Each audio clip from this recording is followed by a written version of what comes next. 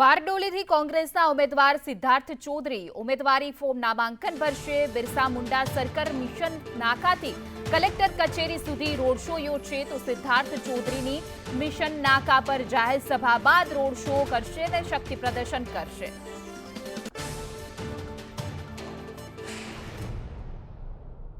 બારડોલી લોકસભા કોંગ્રેસના ઉમેદવાર આજે તેઓ ચૂંટણી નામાંકન ભરવા જઈ રહ્યા છે ત્યારે આપણી સાથે છે સિદ્ધાર્થભાઈ ચૌધરી। એમને પૂછીશું કેવું લાગી રહ્યું છે? જી, ખૂબ સારો પ્રતિસાદ મળી રહ્યો છે। આટલા વિસ્તાર દરમિયાન સમગ્ર વિસ્તારમાં પ્રવાસ કર્યો છે। પ્રવાસ દરમિયાન દરેક તાલુકાઓમાં અને દરેક વિસ્તારમાં લોકોમાં એક ઉત્સાહ અને ઉત્સવનો માહોલ છે જે જોતા લાગે છે ચોક્કસ પ્રજાએ પરિવર્તન બનાવ્યું છે। અને શું પ્રશ્નો લઈને તમે લોકો સમજ જશો? મુખ્યત્વે આપણો આદિવાસી વિસ્તાર છે।